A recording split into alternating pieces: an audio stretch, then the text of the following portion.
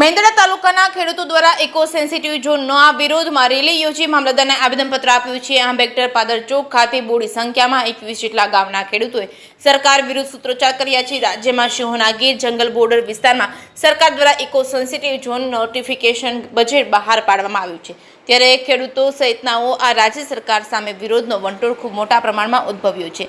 ત્યારે આજે મેંદરડા તાલુકા સહિત ગામના લોકો દ્વારા સરકારની સામે રણશીંગું ફૂંકવામાં આવ્યું હતું, જેમાં નગરના આંબેડકર ચોક ખાતે આશરે 500 જેટલા ખેડૂતોને આગેવાનો એકઠા થયા હતા, જેમાં આગેવાનો દ્વારા સરકાર દ્વારા જાહેર કરવામાં આવેલા ઇકો સેન્સિટિવ ઝોન મુદ્દે ખેડૂતો સહિતનાઓને કેવા પ્રકારની તકલીફો પડશે અને વન વિભાગ સહિતની કચેરીઓમાં વિવિધ મંજૂરીઓ લેવા માટે લોકોને મુસીબતનો સામનો કરવો પડશે સહિત વિવિધ મુદ્દાઓ ઉઠાવવામાં આવ્યા હતા, જેનો સખત વિરોધ કરી આ કાયદાને હટાવવા ગાંધીનગર સુધી કૂચ કરવી પડે તો તૈયારી બતાવવામાં આવશે।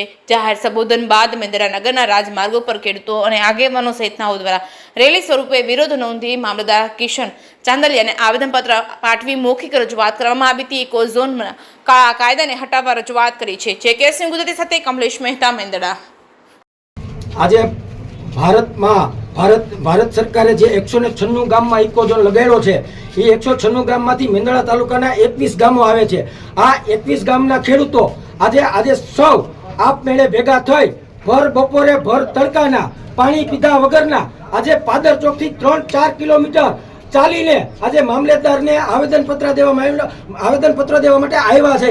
આજે આ જગતનો તાત અને આ જગતના બાપ માટે જે આ ઉઘાડ પગો અમારો જે આ ખેડૂત છે એની માટે જે આ કાળો કાયદો લગાવ્યો છે ને, આજે અમે ભારત સરકાર અને ગુજરાત સરકારને કહેવા માંગીએ છીએ કે આ કાળો કાયદો હટાવી લ્યો, બાકી આ ખેડૂત છે ને એ ગાંધીનગર સુધી આવતા એને વાર નહીં લાગે ને ત્યાં પણ હલ્લાબોલ કરશે। મેંદરડા તાલુકાના 21 ગામો આવે છે અને 21 ગામમાં આ કાળો કાયદો સરકારે ઘુસાડી બેસાડ્યો છે।